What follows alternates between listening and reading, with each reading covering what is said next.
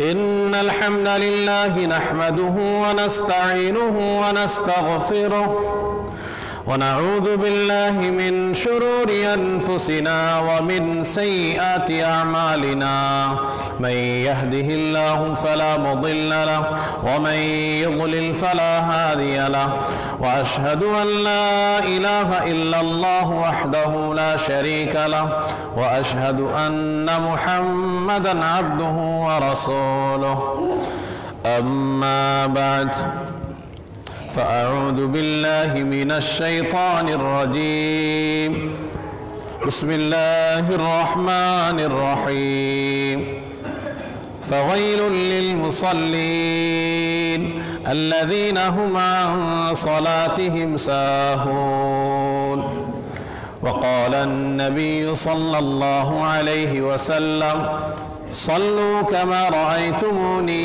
أصلي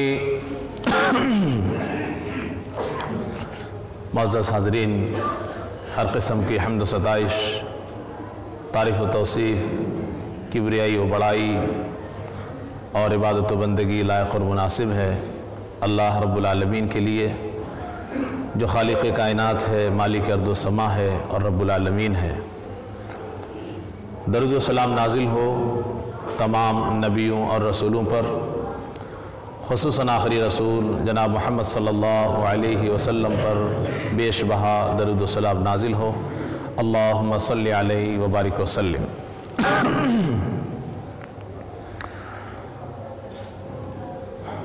آپ کے درمیان نماز کی بعض غلطیاں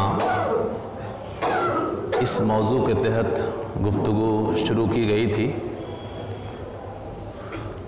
اور غالباً 2 خطبہ جمعہ آپ نے اس سلسلے میں سماعت فرمایا ہے۔ اس سے قبل اس تعلق سے نماز کے لباس کے سلسلے میں کیا غلطیاں ہم سے آپ سے ہوا کرتی ہیں، اسی طریقے سے نماز جہاں ادا کی جائے اس جگہ کے تعلق سے کیا غفلتیں ہم سے ہوا کرتی ہیں، اور اسی طرح خود نماز پڑھنے کے سلسلے میں ہم سے اور آپ سے کیا خطائیں سرزد ہوتی ہیں، اس سلسلے میں تینوں باتوں کے تعلق سے آپ کے سامنے کچھ باتیں ہم نے رکھی تھی، اور آج انشاءاللہ اس موضوع کو پورا کرتے ہوئے باجماعت نماز میں، جماعت کے ساتھ نماز میں کیا غلطیاں بعض لوگوں سے ہوتی ہیں جو نہیں ہونی چاہیے اور جس میں ہمیں اور آپ کو محتاط رہنا چاہیے، اس کے بارے میں گفتگو ہوگی۔ خاص طور پہ سب سے پہلی چیز آپ نے بھی دیکھا ہوگا اور ہم بھی دیکھتے رہتے ہیں کہ جماعت شروع ہو جانے کے بعد جو لوگ بعد میں پہنچتے ہیں تو کچھ لوگ بڑی تیزی میں رہتے ہیں، اور خاص طور پہ اگر قیام کی حالت میں امام ہے اور مصلیان ہیں تو ان کی تیزی اور بڑھ جاتی ہے، دوڑنے لگتے ہیں کچھ لوگ تاکہ کسی طریقے سے رکعت میں شامل ہو جائیں، وہ رکعت چھوٹنے نہ پائے۔ بہت سارے لوگوں سے یہ غلطی ہوتی ہے، جبکہ اسلام نے اس سلسلے میں وضاحت کی ہے۔ پیارے رسول جناب محمد صلی اللہ علیہ وسلم نے کہا ہے کہ یہ چیز صحیح نہیں ہے کہ اگر نماز کھڑی ہونے لگے یا نماز کھڑی ہو چکی ہو، آپ بعد میں آ رہے ہیں تو آپ دوڑنے لگیں یا بہت تیز چلنے لگیں، یہ چیز منع ہے اسلام میں، اس کو نہیں کرنا چاہیے۔ 2 باتیں ہو سکتی ہیں اس سلسلے میں، جو لوگ بھی ایسا کرتے ہیں ان کے دل میں 2 بات میں سے ایک بات ہوتی ہوگی۔ پہلی بات تو یہ کہ وہ عبادت میں زیادہ وقت لگانا نہیں چاہ رہے ہیں، کہ اگر رکعت چھوٹ جائے گی تو بعد میں پھر ایک رکعت الگ سے ہم کو پڑھنا پڑے گا، اس وجہ سے تیزی مچا دیتے ہیں۔ ایک بات یہ ہو سکتی ہے۔ تو اگر یہ بات ہے تب بھی غلط ہے، جب آپ نماز پڑھنے کے لیے آ رہے ہیں، عبادت کے لیے آ رہے ہیں، تو اتنا ناپ تول کر کے ٹائم لے کے چلنا یہ چیز صحیح نہیں ہے۔ اس کا مطلب یہ کہ پھر آپ دنیا ہی میں لگے ہوئے ہیں، مسجد کا رخ کیے ہیں، لیکن آپ کا دھیان آپ کے کاروبار میں، آپ کے دنیاوی مشاغل میں ہے کہ اگر 2 منٹ زیادہ لگے گا تو آپ کو برداشت نہیں ہے۔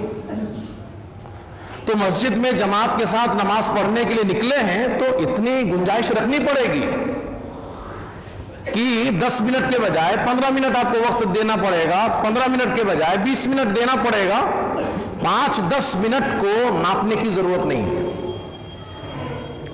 تو ایک بات یہ ہو سکتی ہے کہ جو آدمی تیز آتا ہے نماز میں شامل ہونے کے لیے یا دوڑنے لگتا ہے تو وہ اپنے وقت کو بچانا چاہ رہا ہے، یہ بھی غلط۔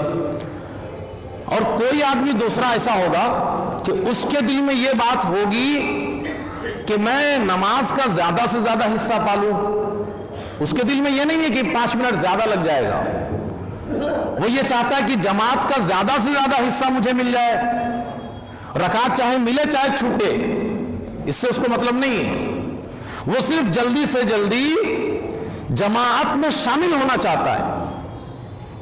اگر ایسا کرتا ہے تو بھی غلط ہے، کیونکہ نبی نے جب منع کر دیا ہے تو آپ اگر جماعت کو اہمیت دے رہے ہیں نبی کی بات کو کاٹتے ہوئے تو آپ کو ثواب نہیں ملے گا، آپ کو گناہ الٹا آپ کے نامہ اعمال میں لکھا جائے گا۔ نبی کریم صلی اللہ علیہ وسلم نے کیا فرمایا کہ وقار کے ساتھ چلو، اطمینان کے ساتھ جاؤ، جلدی نہ کرو، جماعت کھڑی ہو گئی ہونے دو۔ نبی یہ فرماتے ہیں، لیکن آپ یہ سمجھتے ہیں کہ جماعت کی بڑی فضیلت ہے اس لیے زیادہ سے زیادہ جماعت کا مجھے مل جائے حصہ، تو یہ آپ کے دماغ کا اپج ہے، یہ آپ کے ذہن کی پیداوار ہے، یہ آپ کی اپنی سوچ ہے۔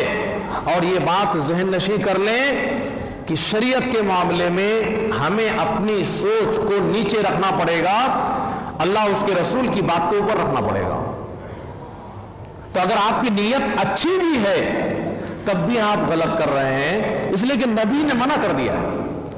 پیارے رسول جناب محمد صلی اللہ علیہ وسلم فرماتے ہیں اذا سمعتم الاقامہ، جب تم اقامت سن لو، فامشوا الى الصلاة وعلیکم بالسکینۃ والوقار، تو نماز کے لیے آؤ تو تمہارے اندر اطمینان ہو، سکینت ہو، وقار ہو، لگے کہ ہاں ایک مہذب آدمی شرافت کے ساتھ جا رہا ہے کہیں کام پہ، ہڑبڑاہٹ محسوس نہ ہو۔ اور اس کے بعد آپ صلی اللہ علیہ وسلم فرماتے ہیں وَلَا تُسْرِعُوا، ایک بات تو یہ فرماتے ہیں کہ اطمینان جھلکنا چاہیے، سکینت لوگ اور تم محسوس کر سکو کہ تمہاری چال میں اطمینان ہے، سکون ہے۔ اور مزید آپ اسی بات کو دوسرے لفظوں میں منع کرتے ہوئے کہتے ہیں وَلَا تُسْرِعُوا، جلدی مت کرو، تیز نہ چلو، اس لیے کہ تیز چلو گے تو پھر سکینت ختم ہو جائے گی، اطمینان ختم ہو جائے گا۔ فما ادرکتم، اور نماز اگر جماعت کھڑی ہو گئی ہے، اگر کچھ چھوٹ جاتا ہے تو چھوٹنے دو۔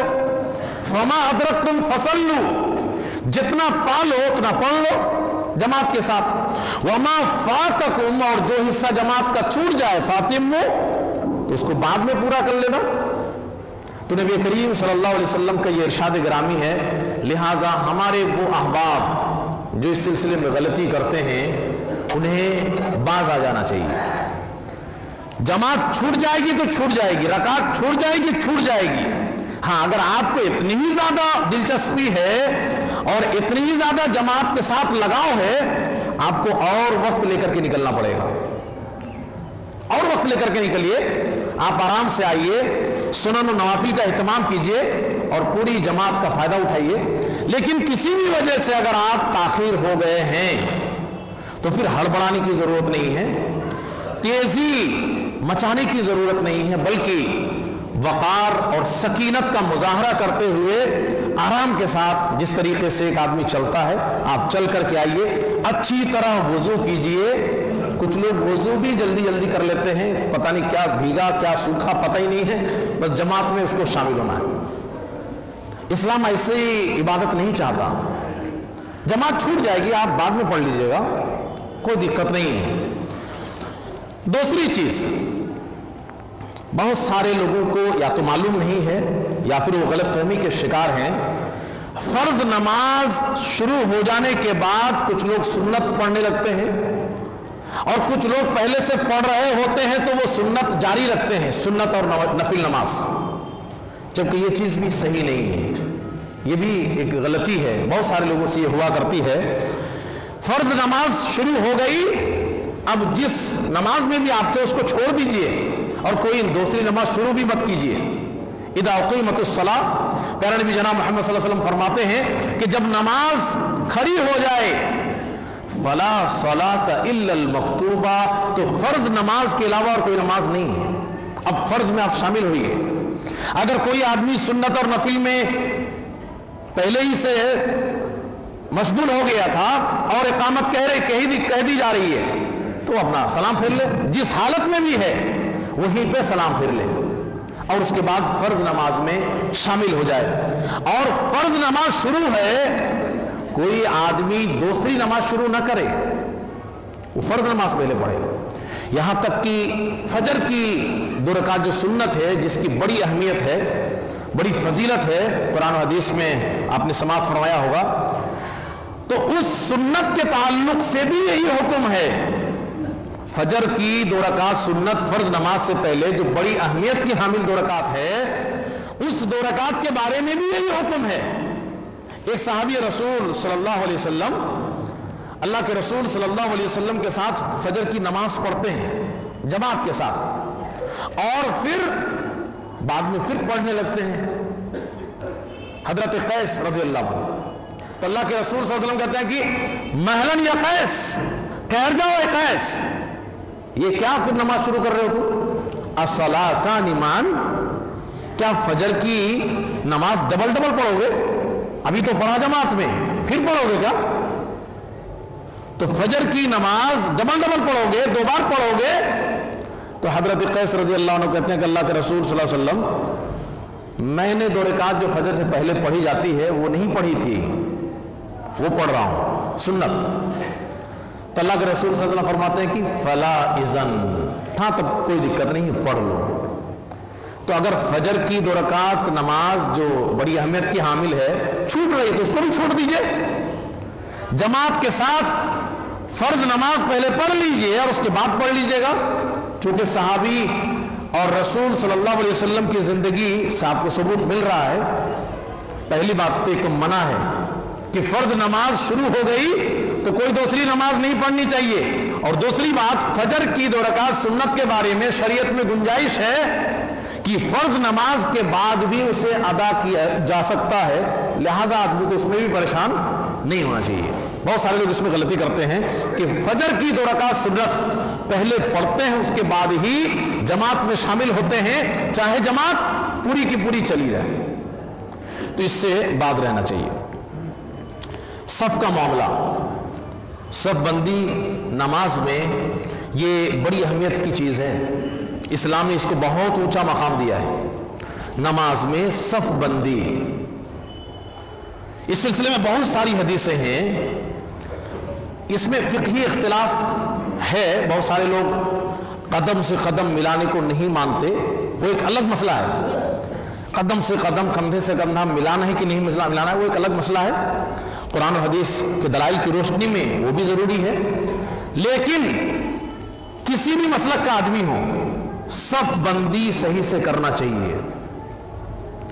وہ قدم سے قدم ملاتے ہیں کہ نہیں ملاتے ہیں، یا جو لوگ ملاتے ہیں وہ بھی، یہ نہیں خالی ملانا ہے بلکہ سیدھی صف ہونی چاہیے۔ پیارے رسول جناب محمد صلی اللہ علیہ وسلم نے اس سلسلے میں بہت ساری حدیثیں اس سلسلے میں وارد ہوئی ہیں، آپ کے ارشادات موجود ہیں۔ آپ فرماتے ہیں سووا صفوفکم، اپنی صفوں کو برابر کر لو، فإن تسویۃ الصفوف من اقامت الصلاۃ، اس لیے کہ نماز قائم کرنے کا اللہ نے حکم دیا ہے، تو صفوں کو درست کرنا یہ نماز قائم کرنے کا حصہ ہے۔ یعنی اگر آدمی نماز پڑھ لیتا ہے پوری اور ٹیڑھی میڑھی سب پڑھتا ہے تو گویا کہ وہ نماز کو قائم ہی نہیں کر رہا ہو، نماز صحیح سے نہیں پڑھ رہا ہو، نماز کا مقصد فوت ہو رہا ہے۔ ایک اور حدیث میں الفاظ ہے کہ فَإِنَّ تَسْوِيَةَ الصُّفُوفِ مِن تَمَامِ الصَّلَاةِ، نماز پوری ہوگی جب صف سیدھی ہوگی، صف سیدھی ہونی چاہیے۔ صحابہ کرام رضوان اللہ علیہم اجمعین فرماتے ہیں کہ اللہ کے رسول صلی اللہ علیہ وسلم صف بندی ہم لوگ جو کرتے تھے تو اتنا دھیان کرتے تھے اس سلسلے میں کہ کان رسول اللہ صلی اللہ علیہ وسلم یصوی صفوفنا، کہ ہماری صف بندی کرتے تھے اتنی سیدھی، کأنما، جیسا کہ یصوی بہل قداح، کہ تیر کو جس طریقے سے سیدھا کیا جاتا ہے اس کی لکڑی کو اسی طریقے سے صف کو سیدھا کیا جاتا تھا۔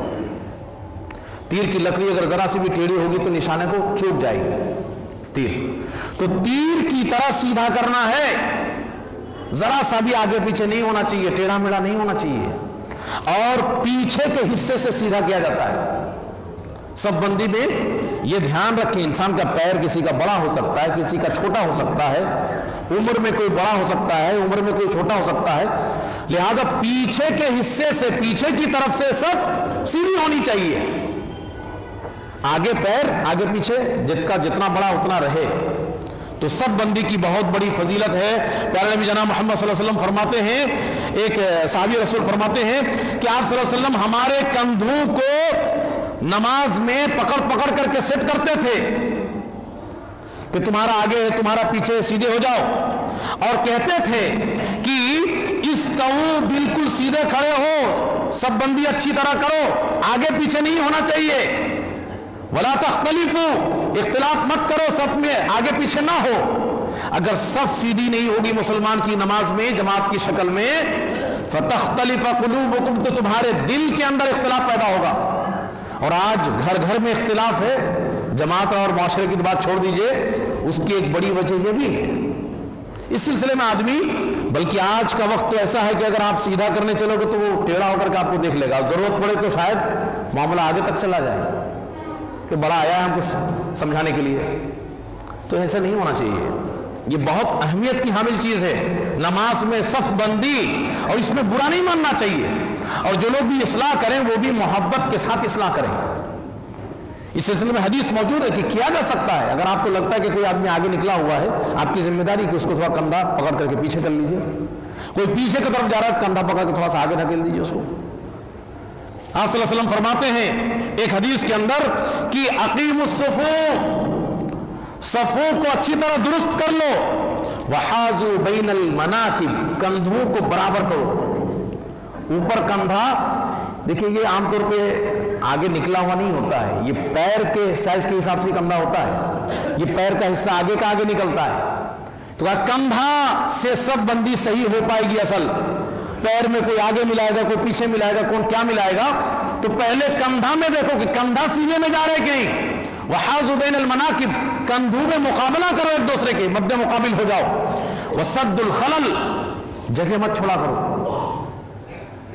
جن کے یہاں فقہی اختلاف کی وجہ سے پیر ملانا نہیں مانتے، تو ان کے یہاں نادانی ہوتی ہے کہ کچھ زیادہ ہی کوئی کہیں بھی کھڑا ہے، ایک آدمی کی جگہ چھوڑ کر کے دوسرا کھڑا ہے، یہ چیز نہیں ہونی چاہیے، اس کی گنجائش ان کے یہاں بھی نہیں ہے۔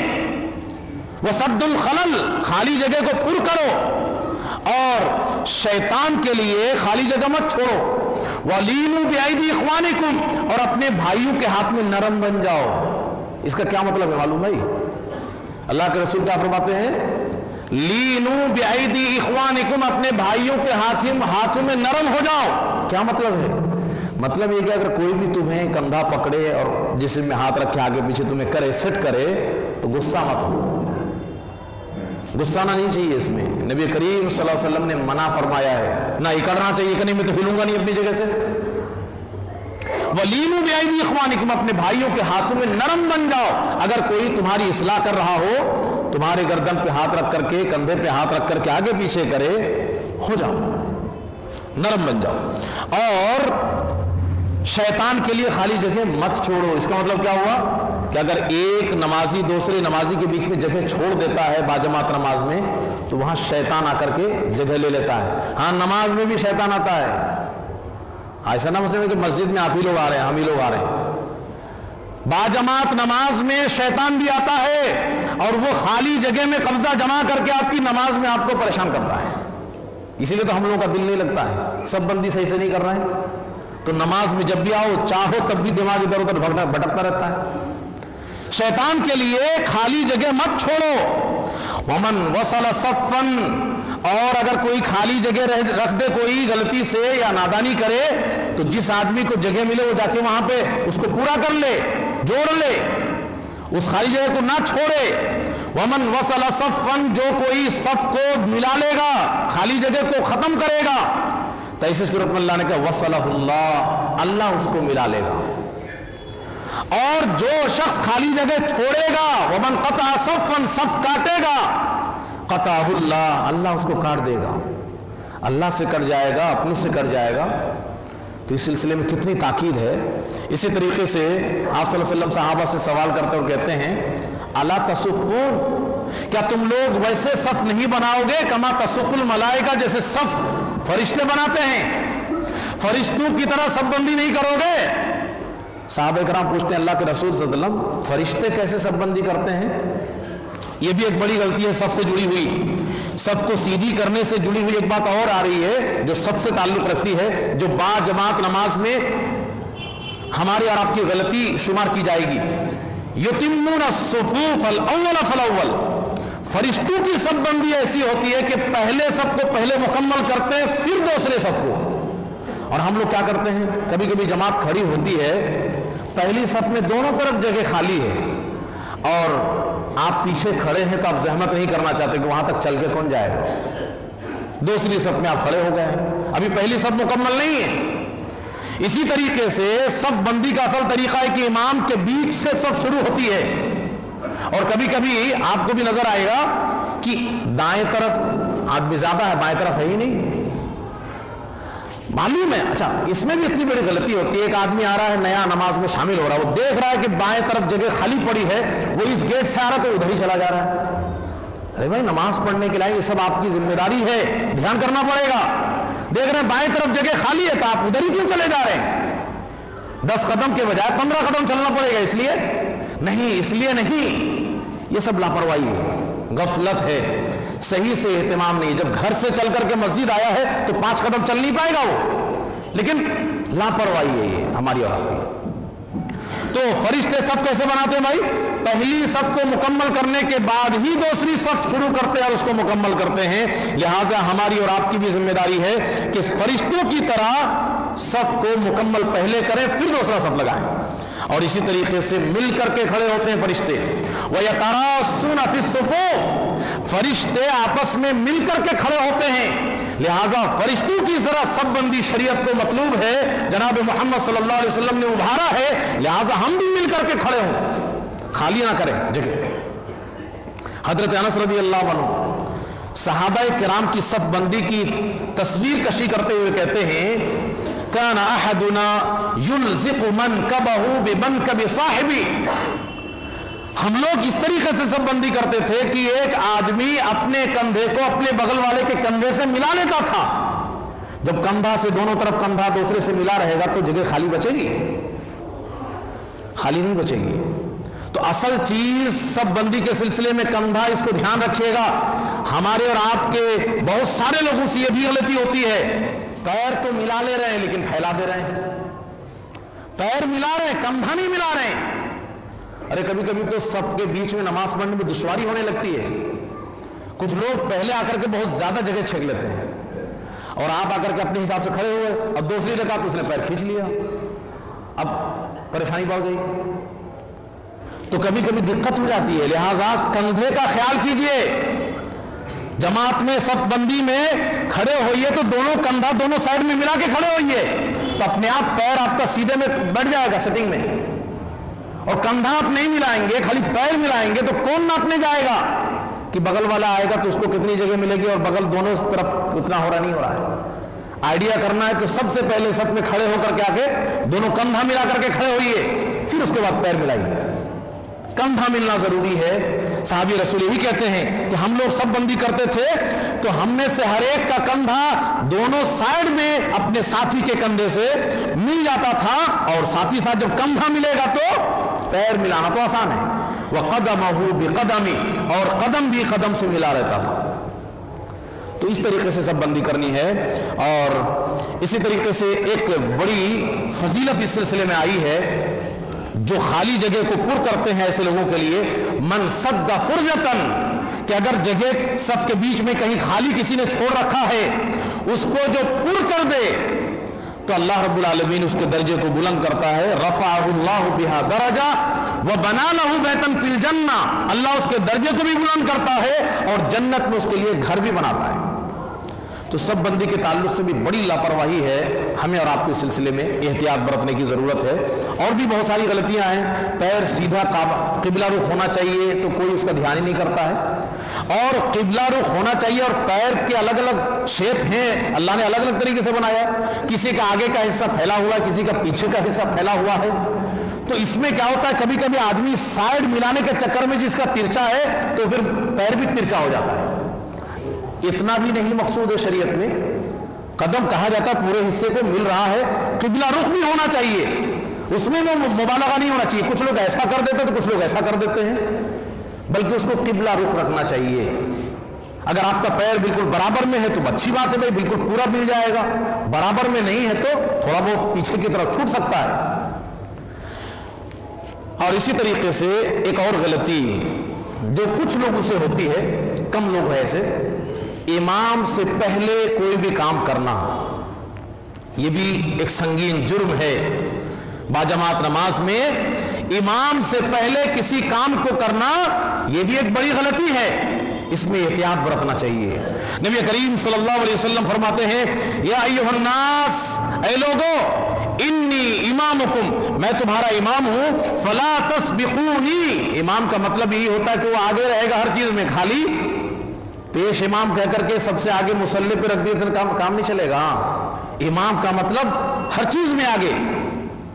ہم لوگ آپ لوگ یہی کر دیتے ہیں کہ امام صاحب کو تو آگے رکھ دیے ہیں اکیلے تو ہو گیا سب کام، نہیں، انی امامکم، میں تمہارا امام ہوں، اور تمہارا امام ہونے کا مطلب یہ نہیں کہ آگے نماز پڑھا رہا ہو تم لوگ پیچھے نماز پڑھ رہے ہو، بلکہ فلا تسبقونی، ہر کام پہلے میں کروں گا، میرے پہلے تم لوگ کوئی کام نہیں کرو گے، مجھ سے پہلے کوئی کام نہیں کرو گے۔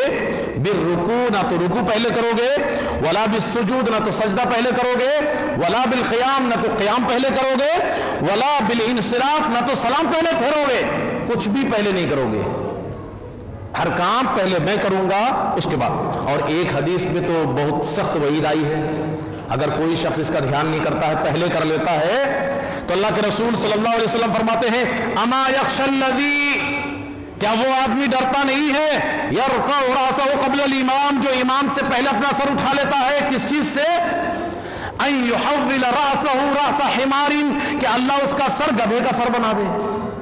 اللہ اکبر، کتنی خطرناک بات ہے، کون فرما رہے ہیں؟ محمد عربی صلی اللہ علیہ وسلم فرما رہے ہیں کہ جو شخص امام سے پہلے اپنا سر اٹھا لیتا ہے اسے ڈرنا چاہیے کہ اللہ اس کا سر گدھا کی طرح بنا دے۔ خطرہ ہے، گدھے کا سر پسند ہے آپ کو کیا؟ اس میں خطرہ ہے، اس کو بالکل آپ سیریسلی لیجئے۔ ہاں یہ مت کہیے کہ ابھی تک تو دیکھا نہیں کسی کا، اللہ جب ہر چیز پہ قدرت رکھتا ہے تو آپ کو بھی دکھا سکتا ہے۔ ان یحول راسہ راس حمار، اللہ اس کا سر گدھا کا سر بنا سکتا ہے، اسے ڈرنا چاہیے، لہذا امام سے پہلے کوئی کام نہیں کرنا چاہیے۔ صحابہ کرام کا عمل اس سلسلے میں کیا تھا؟ ایک صحابی رسول کہتے ہیں کہ کانا رسول اللہ صلی اللہ علیہ وسلم اذا قال سمع اللہ لمن حمدہ، اللہ کے رسول صلی اللہ علیہ وسلم جب سمع اللہ لمن حمدہ کہہ کر کے رکوع سے اٹھ جاتے تو ہم لوگ بھی اٹھتے، اور اس کے بعد آپ صلی اللہ علیہ وسلم تو کہتے ہیں کہ لم یحن احد منا ظہرا حتی یقع نبی صلی اللہ علیہ وسلم ساجدا، نبی کریم صلی اللہ علیہ وسلم جب تک سجدہ میں نہ چلے جاتے تھے تو ہم لوگ کھڑے ہی رہتے تھے۔ اللہ اکبر کہہ کر کے نبی کریم صلی اللہ علیہ وسلم سجدہ میں چلے جاتے تھے تب ہماری پیٹھ ٹیڑھی ہوتی تھی ورنہ سیدھی رہتی تھی، اتنا پیچھے پیچھے چلتے تھے صحابہ کرام۔ یہ نہیں کہ امام صاحب اللہ اکبر کہ آپ دھڑام سے چلے اور امام صاحب تھوڑا دھیمے سے چلا تو پہلے آپ ہی سجدے میں گر پڑے. جن کو جلدی کی عادت ہے وہ امام سے پہلی سجدہ چلا جاتا ہے. امام صاحب اللہ اکبر بولے جب تک مقتدی صاحب سجدے میں, اور امام صاحب ابھی آدھے ہی میں ہیں. تو صحابہ کیا کرتے تھے؟ انتظار کے ساتھ آرام سے کھڑے رہتے تھے. نبی کریم صلی اللہ علیہ وسلم سجدے میں چلے جاتے, اس کے بعد وہ جانا شروع کرتے تھے. اس سے ایک بات اور سمجھ میں آتی ہے, ہمارے بعض بھائی برا نہ مانے اس چیز کو, جو تیزی سے نماز پڑھتے ہیں اگر نبی کی اس حدیث پہ عمل کرنے لگیں گے نا تو امام آگے آگے ایک کام کرے گا, پیچھے پیچھے مقتدی دوسرا کام کرے گا. مثال کے طور پہ امام سجدے میں ہوگا جب تک مقتدی رکوع سے اٹھ نہیں پائے گا, کیونکہ تیزی ہے. تو تیزی بھی نہیں سمجھ میں آتی, شریعت میں ہے ہی نہیں تیزی. اس حدیث پہ بھی غور کریں گے تو تیزی نہیں ہے, سکون اور اطمینان کے ساتھ نماز پڑھنا چاہیے. ایک اور غلطی, وقت کم ہے, باتیں کچھ اور ہیں, اس کو پوری کر دیتا ہوں. پیاز اور لہسن کھا کر کے مسجد میں آنے سے منع کیا تھا, آپ کو معلوم ہے مقصد کیا ہے؟ کہ نمازی کو یا فرشتوں کو تکلیف نہ پہنچے. پیاز لہسن کھا کر کے ڈائریکٹ نہیں آنا چاہیے. اسی کی کیٹیگری میں آج کے وقت میں جو بڑی مصیبت ہے وہ مسالہ, اور اسی طریقے سے مسالے تو اتنا خطرناک نہیں لگتا ہے, سگریٹ اور بیڑی, اس طرح کی چیزیں جس سے بہت زیادہ بدبو ہوتی ہے. جو نہیں پیتا وہ برداشت نہیں کر پاتا بغل والے کو. یہ ساری چیزیں, اس کا ذکر تو نہیں ہے لیکن اسی کیٹیگری میں آئیں گی. کوئی بھی چیز جو بغل والے کو تکلیف پہنچائے, آدمی جب نماز جماعت میں شامل ہونا چاہیے تو احتیاط برتنا چاہیے کہ ایسی چیزوں سے پاک صاف ہو کر کے بدبو ختم کر کے آئے. یہاں تک کہ پسینے کی بدبو کو اسلام نے برداشت نہیں کیا. جمعہ کے دن کے بارے میں آپ پڑھیں کہ غسل کا حکم نازل کیسے ہوا, تو اس کے پیچھے یہی راز تھا کہ غریب لوگ تھے, کام کرتے تھے, محنت کرتے تھے, ان کے کپڑا پہنتے تھے اور مسجد میں جگہ تنگ تھی تو سب کو پسینہ آتا تھا جس کی وجہ سے بدبو ہوتی تھی. تو آپ صلی اللہ علیہ وسلم نے کہا کہ جمعہ کے دن خاص طور پہ نہا کے آؤ تاکہ بدبو اثردار نہ ہو. تو اس لیے تکلیف والی چیزوں سے بچنا چاہیے. اونچی آواز سے باجماعت نماز میں ذکر و اذکار نہیں کرنا چاہیے. کچھ لوگوں کی عادت ہوتی ہے کہ وہ آواز سے پڑھتے ہیں کہ بغل والا سن لیتا ہے, وہ ڈسٹرب ہوتا ہے. اس سے بھی بچنا چاہیے. آپ جب تنہا نماز پڑھ رہے ہیں آپ کے لیے چھوٹ ہے, لیکن جب باجماعت نماز پڑھتے ہیں تو اس سے بچنا چاہیے. نبی کریم صلی اللہ علیہ وسلم نے منع فرمایا ہے کہ تم میں سے ہر شخص اپنے رب سے سرگوشی میں لگا رہتا ہے تو اپنے رب سے سرگوشی کرتے رہو, کسی کو تکلیف مت پہنچاؤ. اپنی آواز کو بلند مت کرو, قرات میں دھیمی دھیمی پڑھا کرو. اور اسی سے جڑا ہوا آج کا ایک بڑا مسئلہ ہے موبائل. جب وہ قرآن آواز سے نہ پڑھے تاکہ بغل والے کو تکلیف نہ ہو, ذکر و اذکار اونچی آواز میں نہ کرے کہ بغل والے کو تکلیف نہ ہو, تو موبائل کا رنگ ٹون بجے, وہ بھی رنگ برنگی رنگ ٹون, موبائل کے رنگ ٹون بجیں, اس کا مطلب کیا ہوا کہ اس میں بھی احتیاط برتنا چاہیے. پہلا تو یہ کام ہے کہ اگر ضرورت نہ ہو تو آدمی موبائل لے کے مسجد نہ آئے. گھر سے اگر آپ نماز پڑھنے آتے ہیں آپ خالی جیب ہو کر کے آئیے اگر آپ کو اتنی ضرورت نہیں ہے. اور اگر کوئی آدمی لے آتا ہے تو دھیان کر کے اس کو سوئچ آف کرے یا سائلنٹ کرے. اور مان لیجئے کہ انسان ہے بھول گیا, پہلے یہ سب کرنا چاہیے آدمی کو, یہ نہیں کہ وہ چھوٹ ہے شریعت میں تو چھوٹ ہے. یہ سب کرنے کے بعد بھی اگر کبھی آپ بھول جاتے ہیں اور نماز کے دوران آپ کا رنگ ٹون بجتا ہے, اس میں بھی تھوڑا آدمی کو دھیان کرنا چاہیے کہ رنگ ٹون بھی سمپل رکھے آدمی ہمیشہ, تاکہ آدمی پریشان نہ ہو جائے.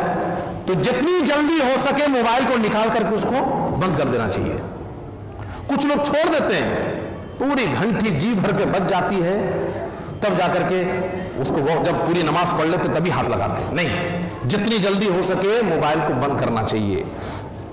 اسی طریقے سے ایک آخری چیز جو بھی بڑی اہمیت کی حامل ہے, باجماعت نماز پڑھنے کے بعد کچھ لوگ بہت جلدی میں رہتے ہیں.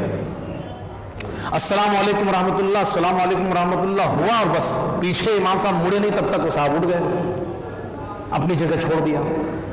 یہ آپ کے لیے نقصان دہ چیز ہے. پیارے نبی جناب محمد صلی اللہ علیہ وسلم فرماتے ہیں کہ الملائکۃ یصلون علی احدکم ما دام فی مجلسہ الذی صلی فیہ, کہ جب تک آدمی اپنی نماز جہاں پڑھا ہے وہاں بیٹھا رہتا ہے تو فرشتے ان کے حق میں دعا کرتے رہتے ہیں, اللہم ارحمہ, اللہ اس پر رحم فرما, اللہم اغفر لہ، اللہ اس کو بخش دے، اللہم تب علیہ، اللہ اس کی توبہ قبول کر لے۔ تو جہاں آپ نے نماز پڑھی ہے وہاں جب تک رہیں گے تب تک دعا ہوگی، اور آپ نے نماز پڑھا اور سٹ سے نکل گئے تو آپ کے لیے دعا فرشتوں کی نہیں ملتی آپ کو۔ یہ بہت بڑا نقصان ہے اپنا۔ میرے خیال سے معلوم نہ ہونے کی وجہ سے زیادہ تر لوگ ایسا کرتے ہیں، ورنہ ایسا نہیں کریں گے۔ آپ جتنا ممکن ہے آپ کے پاس، جب آپ نے نماز پڑھا ہے تو فرشتوں کی دعا بھی لیتے جائیے، آپ وہیں پہ بیٹھ کر کے، جہاں پہ آپ نے نماز پڑھی ہے وہیں بیٹھ کر کے ذکر و اذکار کرتے رہیے، جتنا آپ کے لیے ممکن ہے۔ جو جتنا زیادہ وقت دے گا وہ اتنا اس کے لیے مفید ہے۔ تو اس سلسلے میں بھی احتیاط برتنا چاہیے، جو لاپرواہی میں ہم سے ہوتی ہے تو اس کو ختم کرنا چاہیے۔ کوئی انسان کو جلدی ہے، پیشاب پاخانے کی حاجت ہے، کوئی ایمرجنسی ہے، کوئی اور پریشانی ہے، تو ایسا نہیں ہے کہ اس کی نماز نہیں ہوگی یا اس کے لیے کوئی بہت سخت وعید، ایسی کوئی بات نہیں ہے۔ لیکن ایک بہت اہم چیز سے آپ محروم ہو رہے ہیں غفلت کی وجہ سے۔ جہاں پہ آپ نے نماز پڑھا وہیں پہ بیٹھ کر کے ذکر و اذکار کریے، اور جب تک آپ کسی کو تکلیف نہیں پہنچائیں گے یا آپ کا وضو نہیں ٹوٹے گا، فرشتوں کی دعا آپ کو ملتی رہے گی۔ بہرحال یہ کچھ خامیاں اور غلطیاں با جماعت نماز کے سلسلے میں ہم سے آپ سے سرزد ہوا کرتی ہیں۔ دھیان رکھیں کہ اس طرح کی غلطیاں نہ ہوں۔ اللہ رب العالمین سے دعا کریں کہ اللہ رب العالمین ہم تمام لوگوں کو قرآن و حدیث کی روشنی میں نماز ادا کرنے کی توفیق عطا فرمائے۔ ان اللہ ملائکتہ یصلون علی النبی یا ایھا الذین آمنوا صلوا علیہ وسلم تسلیما اللهم صل علی محمد وعلی آل محمد کما صلیت علی ابراہیم وعلی آل ابراہیم انک حمید مجید اللهم بارک علی محمد وعلی آل محمد کما بارکت علی ابراہیم وعلی آل ابراہیم انک حمید مجید۔